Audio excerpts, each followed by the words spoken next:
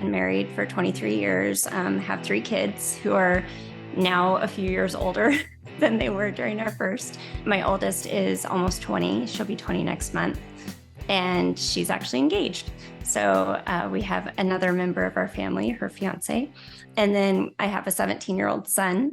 He's a senior in high school. And my youngest just started at his school as a freshman. So she's in high school as well. She's 14. And yeah, they're amazing kids, and really didn't even, I committed my, I went to college, got my degree, did all this after I went to high school, and was never an athlete, never into sports or anything like that. I did some Pop Warner cheerleading when I was little, but never worked out, never, was into fitness at all. It was just like the last thing I wanted to do. And funny enough, my brother actually was into weightlifting. He's about 6 years older than me. And he always tried to get me to go to the gym. I think he got a membership for me at one point to a gym when I was a teenager. And I'm like, yeah, whatever. I went for the smoothies.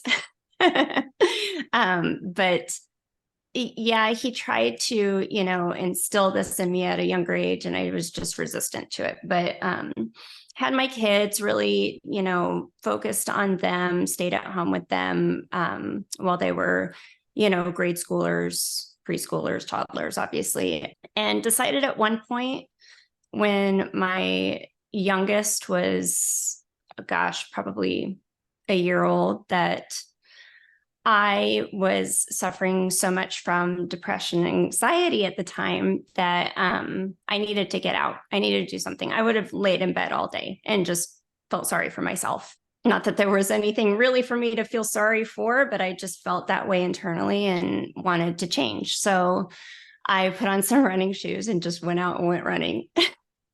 I think I said like Forrest Gump. I just decided I'm going to go running one day. And I'm not a runner. I'm just not. Like, I tried, I gave it my best effort, and actually committed several months to it, and, tried to increase my stamina, endurance, and, really test myself. And actually ended up doing a 10K with my sister, which was the height of my running achievement. And then got into some at-home bodybuilding kind of workouts through a program that's widely sold out there that, I was technically a coach for, but not really. I was just trying to get a discount.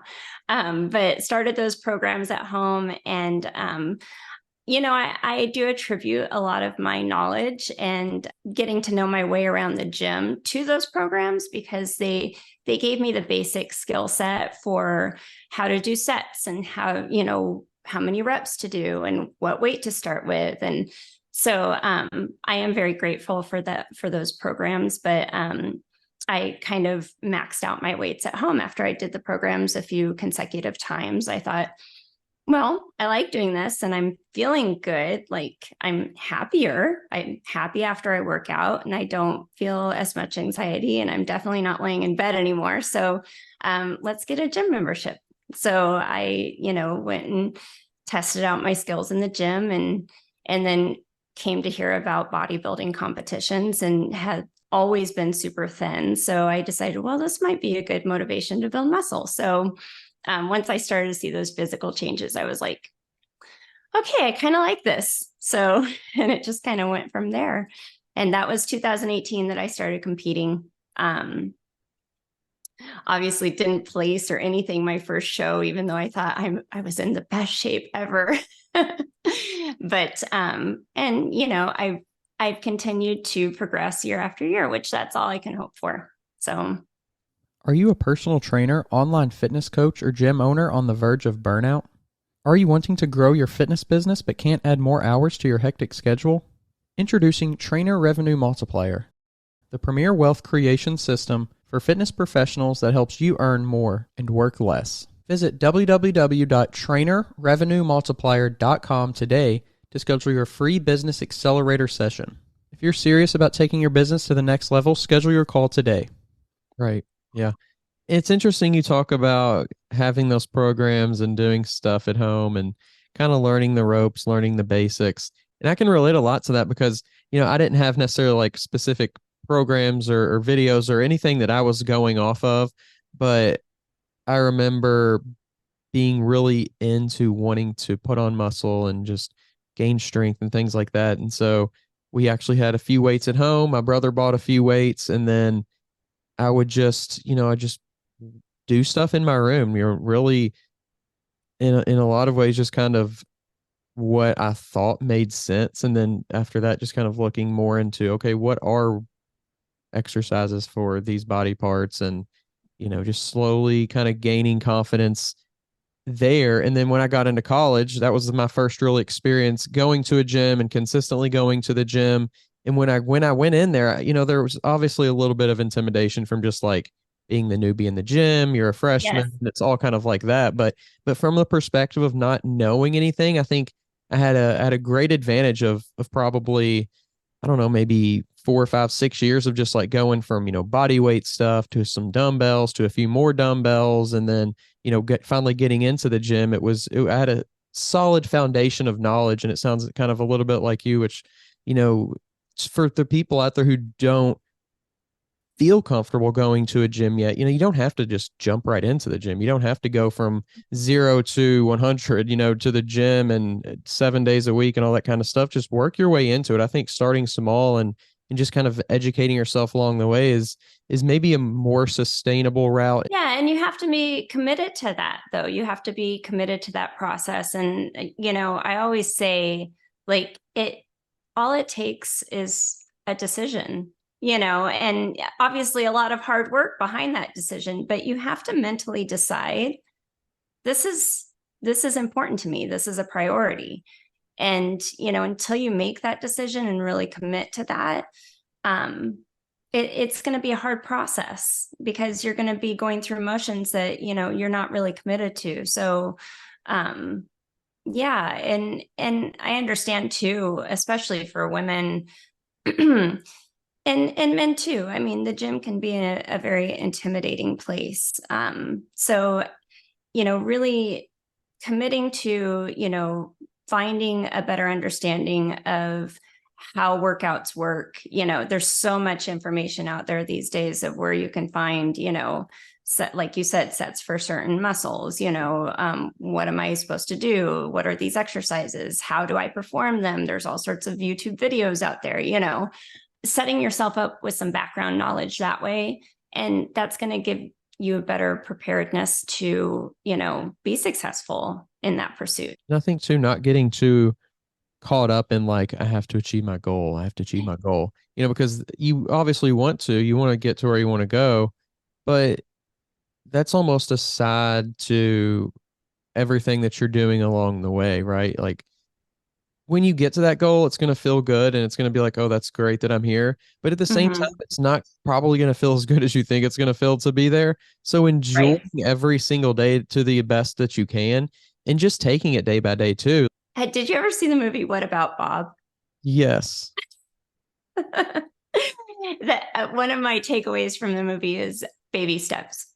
So baby steps to the doorway, baby steps to putting on my shoes, baby steps to the gym. And somebody actually said, gosh, I wish I remember where I heard it from, but, make a 10-minute commitment.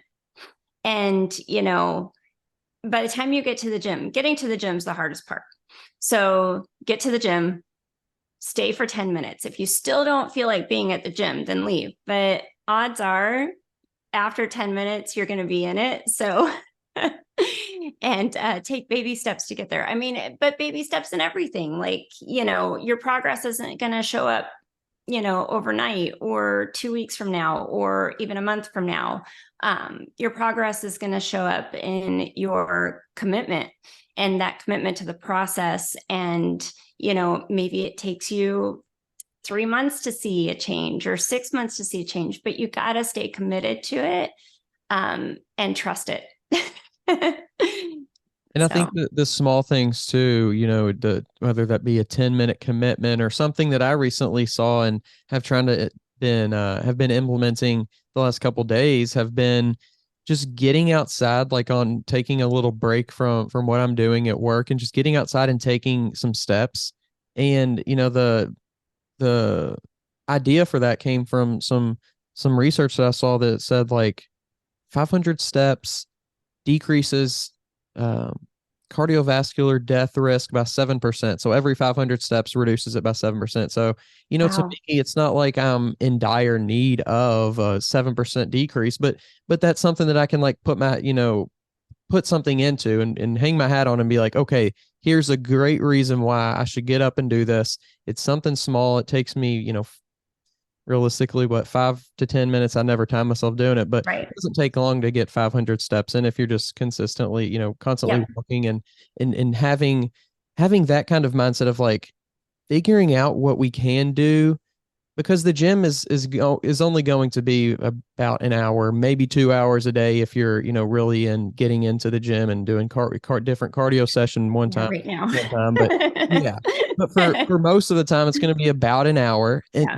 but that's not going to be most times a big enough thing to make a life shifting Right. change. So figuring out Yes. just other small things, whether that's 500 steps, whether that's adding 10 to 15, 20 more ounces of water per day, or getting 30 more minutes of sleep each night.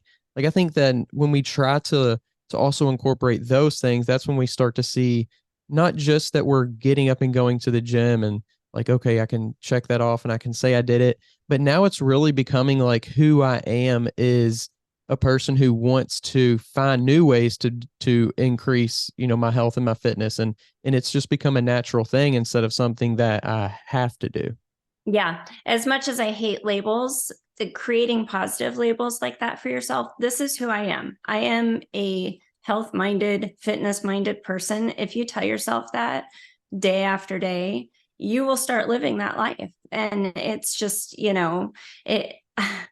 I read Atomic Habits, and I think that was a really good book. It was just about, the process and, setting small goals and, how to achieve those goals. And it's crazy coming from, my dad actually passed away, gosh, 2001. So, quite some time ago. I think I was only 23 at the time when he passed. And he was morbidly obese, is what they deemed him as. And I would see him, continually start over and over again. Like he was, he was manic depressive. I think that's referred to as bipolar these days.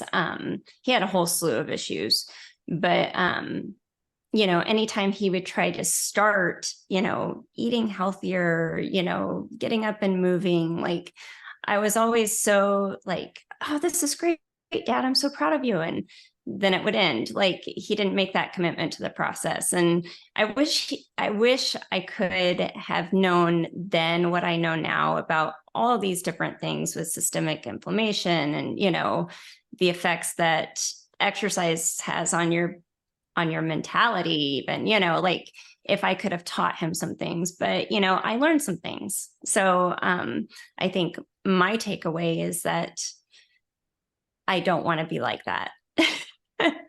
So just creating those small habits to get me to a place where I'm not ever in the position that he was in with his health, is motivation for me.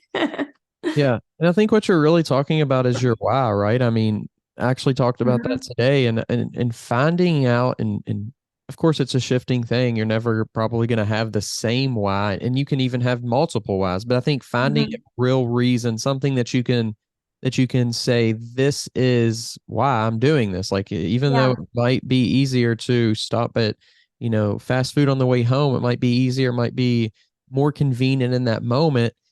Let's just, I don't want to do that because XYZ. So we're going to go home. We're going to, cut up some vegetables, and we're going to Mhm. make a homemade meal. We're going to eat healthy food. And that's what we're going to do because, like you said, I don't want this future, or I do want this future, or even some, it can be very short term as well. Like, I want to look good in my wedding dress. That can be a Yeah. short term why. Or even if you have a long term why, if I want to live to 100, that can be something that pushes you a little bit harder in that moment. So I think just finding a why and attaching yourself to that. Yeah. Yeah, exactly. That's good rules to live by. Are you a personal trainer who wants to scale and grow your business online? Have you been coaching online for years? yet don't know how to incorporate online into your current business model? Introducing Trainer Revenue Multiplier, the premier wealth creation system for fitness professionals that helps you earn more and work less. Visit www.trainerrevenuemultiplier.com today to schedule your free business accelerator session. If you're serious about taking your business to the next level, schedule your call today. Since we've talked last, at what point did you go from like kind of and maybe you maybe never entered, I don't know, but kind of like the COVID fitness mindset of like, here's the standards that we can do and here's where we are with all this stuff, back to kind of the quote unquote normal of here's how we're going to go about things again? It's kind of crazy because I did at the time, my coach had provided me with home workouts, which was, I really appreciated that. That came in very handy. And they actually were very hard workouts, surprisingly. I was burning probably more calories doing the at-home workouts than in the gym, which was weird. But that was very short-lived because I found a gym here that stayed open. So it wasn't, it was a little bit of a drive to get there. But other than that, I kind of kept my routine, which was very helpful because I think I could have, if I didn't have that, I could have gone to dark places with my anxiety and depression. So I need that. And you know, obviously if the gym wasn't open, I've found ways without home stuff, you know, but getting back into the regular routine is definitely preferred. Although I loved my gym that we were going to, and I actually miss it. But it was quite a drive from where we're at. So our gym currently is 2 minutes from the house, and it's I roll out and I'm there, and it's easy to get there. And, you know, now I have a trainer too that's in person as opposed to online. Not that there's anything bad with the online trainers. I am so thankful for the years I spent with my online trainer, but in person is a whole new level. Being able to, I'm pretty good at pushing myself in the gym, but having that person there to push you even harder, I'm definitely seeing some good progress and changes based on that too. So either route that anybody decides to go when they get a trainer, I think is going to be beneficial. But yeah, the in-person has helped a lot. So I think, you know, I'm glad COVID's over and that I can, you know, meet in person with people and, you know, have that just, I don't know. There's something about being around other like-minded, fitness-driven people that motivates you as well. So I do enjoy group classes. I also enjoy working out on my own though too. I kind of tunnel in and put my music on and go to my own land and really focus in on what I need to focus on. So yeah, I think it's an accountability thing too, is, you know, once you set foot in the gym, you're like, okay, people see me here and they see, not that they're watching you or paying attention to exactly what you're doing, but maybe the amount of time that you spend in there, like, okay, I'm here and now people know I'm here. So I'm going to do what I'm supposed to do and prove that I'm here for something, to do something, you know. And I think it is a little bit of an accountability mindset. I don't know. I like being around people, like I said, who are like-minded. I like people watching too.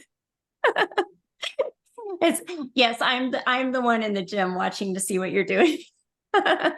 It's funny because I work from home. So I've, you know, worked from home since 2021. And it is like it's an outlet to, I don't say I go to the gym to socialize, but I do see the regulars there and we do chat from time to time. If my husband ever goes with me and I see him talking for a long time, I'll walk up to him like, oh, so apparently it's jaw day today, huh? Yeah. So I give him a hard time, but I do enjoy interacting with other people there because I'm at home the rest of the time, and I'm, that is kind of my social life, just being out. So I really enjoy that. And in fact, I'm one of these people that if I get done early in the day with my workout, I'm kind of like, okay, well, what do I do now? That was my social hour, or my out of the house hour. Not really social, but yeah, it is. And it's motivating too, because especially right now, I've had a few people come up to me in my gym and be like, are you competing soon? Because they can tell that I'm taking on a different physicality now. And so that makes me feel good too, because, okay, not only am I seeing these changes, other people are seeing the changes too, which I'm like, okay, this is a relief. Things are working. I've trusted the process, and the process is now working. Right. Yeah. And you mentioned, getting an in-person trainer. When you did that help you kind of unlock a new understanding, maybe unlock like a new level of being able to like judge intensity better at all, because you have somebody there, or maybe somebody's more like, okay, you're going too hard, or you're going not hard enough, whereas before maybe you were just kind of guessing at the intensity of it a little bit? Yes. And I think she sees something in me that maybe, I am hesitant to realize, is that I'm probably stronger than what I think. And don't, as much as I think I'm pushing myself, I could push harder.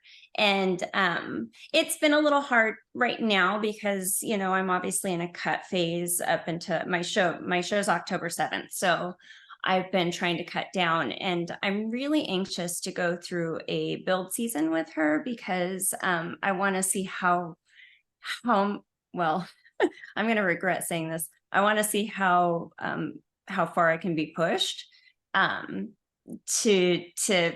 that failure, to see what kind of growth I can get out of it, because you can only push yourself so far. At some point, your mind is telling you that your body can't do it. And, I think, what do they say? Your mind gives out before your mind gives out before your body will give it. Like you're more capable of more than what you think. So, having her around to push me definitely has made me realize that I am a little stronger than what I've thought. And I actually work out with a partner, Stacy. If she watches this whole thing, she's going to be like, what? And I think we're both very competitive. So that definitely helps too, because, I'll up the weight and I'm like, I up the weight for you. And she'll be like, oh, okay, I see. And we kind of, very friendly. It's a very friendly competition where we're like, but we see how much each other, we push ourselves, and we aspire to be that way as well. So that helps. She compete as well? She just competed in her first show. Oh, nice. Yeah, and she looked amazing. She did wonderfully, and definitely lit a fire under her, just like it did during my first show. And so she's anxious to get on stage again as well. Gotcha. And are you kind of in a way like a mentor for her to, kind of run stuff by? I try to be, yeah, like I'm available to her if she ever has questions. Our trainer is IFBB Pro, so she's really the go-to for both of us. But yeah, I hope to be looked on in that way. And we've actually become very quickly, good friends. So I'm thankful for that. Right. And besides the training, how do you think other aspects of your bodybuilding have evolved over the last couple of years? Just being being able to kind of learn more about what works best for you and, what works best in general, but whether that be with your diet, nutrition, your recovery, things like that. That's what I was going to say. The diet and nutrition. I've actually learned some things recently about, myself and how I feel. And I took I mean, we call them off seasons, on seasons, improvement seasons, whatever you want to call it. I didn't really take any sort of a season. I just kind of stopped.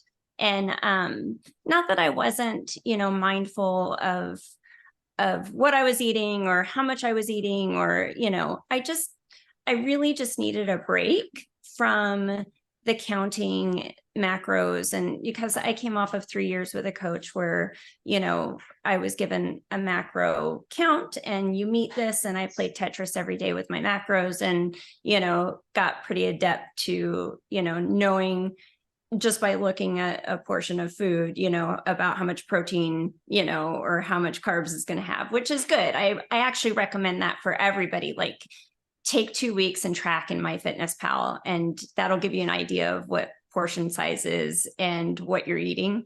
So I'm thankful for that knowledge, but I needed some time off from that. And I tried to sign up with a kind of interim coach, and he wanted me on a very strict meal plan and for this break off season that I was taking. And I'm like, no, that's not going to work for me, especially coming from macro counting.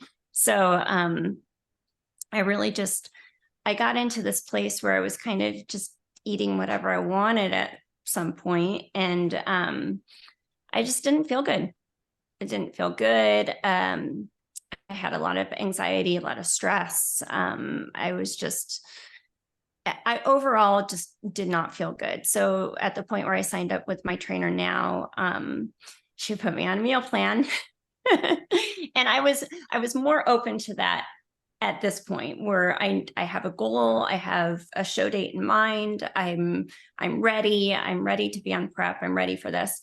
And I have to say, have I been 100% stuck to that meal plan this whole time? No, but don't tell her that. But it's literally been a day or two that I go off track, and then I find myself back on track. And I would say 99% of the time I have stuck to it, which I'm very proud of.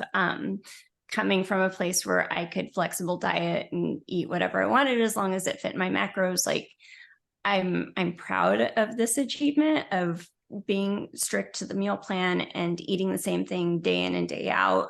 And I hate to admit it, but I kind of like it because it's consistent, and I feel my body feels good with it. So I am happy with that aspect, but the nutrition is a big part of everything. So, you got to be mindful of that. And it's a little different, obviously, right now, being on prep and cutting and everything. And I'll be interested to see how I feel after it.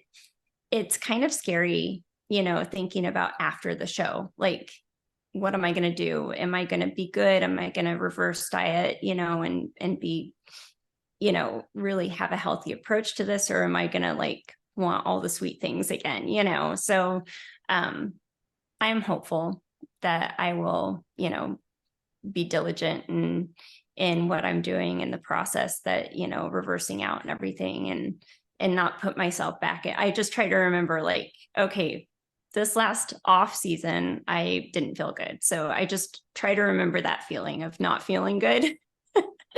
And that's motivation to stick to a plan. It's funny you mentioned the macros versus meal plan. And I remember really since the beginning, since I wanted to really start figuring out food more and put on size and gain muscle. I guess that would probably be 4, 5, 6 years of doing that. Not always very strictly, but kind of just going off more of a macro based plan. Mm-hmm. And it was definitely a lot. I felt like it was just a lot more to handle, a lot more pressure of like you said, I never thought about it like that, but it kind of is like Tetris, making everything fit together and okay, well, I need a little bit of protein and not so much fat, but like what foods go fit with that? Do I have that here? Yeah. It can be very challenging. This podcast is sponsored by Smoking Gun Coffee, a veteran-owned coffee company that strives to give back to those in need. Don't forget to use code TWR10 for a 10% discount at checkout. You know, I think at some point I wouldn't mind a hybrid approach, or not even a hybrid, but just intuitive. Like, just, you know, now that I have all this background knowledge of, you know, macros and this and that and portion size, and, you know, ideally, you know, during a maintenance lifestyle, I would like to just intuitively eat. And that would, you know, like, I know about how much protein I should be having. I know about how much carbs, you know, like, just there's a girl I follow actually on Insta. She's so sweet. And she's actually, I messaged her because I won't even get into my whole account being lost because that just makes me angry. But I messaged her and I said, you know, hey, it is really me, you know, and gosh, she has about 800,000 followers now, I think. And she does her own programs. She does, but she eats intuitively and she looks amazing. She's built by Becky. Go follow her. She's very inspirational.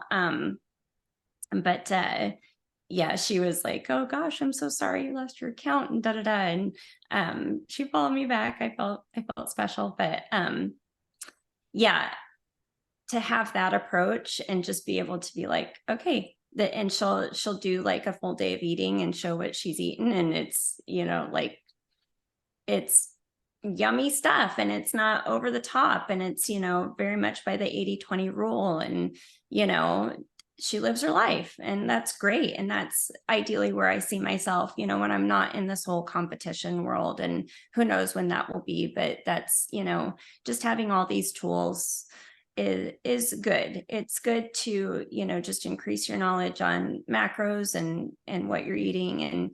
And like you said, if you have a goal, I do think a meal plan is a good way to go. And it takes a lot of stress. I haven't tracked in my Fitness Pal for months now, which is kind of nice. It's just like, it takes that stress off of me. Like, here's what you're supposed to eat. Okay, I eat it. And I have to plug my husband here too, because he does all my meal prep. So that definitely helps too. If you have somebody who preps all your food. So he knows exactly what my trainer has prescribed, and he will prep my meals, which is amazing. And I'm so thankful for it, because we are a partnership in this whole competition lifestyle. So I am very thankful for him. Yeah, that's awesome. Not making food like something that you're putting like negative feelings towards, right? Especially at the beginning when you're just learning about all this stuff. I think that's a very dangerous habit, because a lot of people come from that anyway. Even in like, that has been a little bit of the downside, is, you know, even in this, and, you know, it is a very limited amount of time that I am on a meal plan like this. That being said, you know, it's limited, but, you know, I think all in all, it'll be about 15 weeks that I've been on one. And even that starts to mess with your mind a little bit. Like, you know, if I do slip up and have a peanut butter cup, or, you know, like it, or have a drink, if I'm out and I have a drink, you know, it's like, I really beat myself up over it. And I don't want to be in that. You don't want to find yourself in that, you know, position, because I've never, you know, I'm lucky enough to have not ever had any sort of eating disorder, any, you know, disordered eating like that. And I really feel for the people who do go through that. But I, just in this, you know, being on a strict meal plan and, you know, experiencing those feelings when I do eat something off plan, I don't like it. So I wouldn't recommend it for, you know, long-term. And if you don't have a goal, you definitely want to, it's all about balance, and you want to balance out, you know, your mental with your physical. And, you know, if having a peanut butter cup helps you mentally, then you should do it. It's easy to feel like, man, I can't believe I have to eat this again. But in Yes. reality, like you don't actually have to. I think that's the thing No. to remember as well. Like you chose to be a bodybuilder. Yeah. You're choosing to have this coach. You're choosing to be on this meal plan. And a lot of people in the sport of bodybuilding, I think they know that Yeah. intuitively, but it's hard to remember that when you're 2 weeks out or 4 weeks out from a show when your brain's not all the way there. Yes. Yeah. Prep. I'm definitely experiencing the prep brain right now. I know that, but yeah, it is definitely a choice. And sometimes you question that choice. Like, what am I doing? Why am I doing this? I'm done. But and then you wake up the next morning and you go again. And yeah, it's definitely a choice. Right. Is bodybuilding kind of the still like the plan that you have for your journey at this point? Like 10 years from now, is that where you see yourself, or is it kind of just like, okay, let's take this year by year, or what do you see kind of your experience in this in the sport of bodybuilding as? Baby steps, Daniel. I mean that's my best answer because I keep going with it. Like obviously I'm enjoying it and for now. And do I see myself in 10 years doing it? Like I see a lot of inspirational people who are in their, I hate to admit this, I'm 44. But I see people into their 50s and even into their 60s and 70s who are still doing this. And I think, wow, I want to be like that. And so at this point, I do see that like it continuing, but I also am a realist at heart. And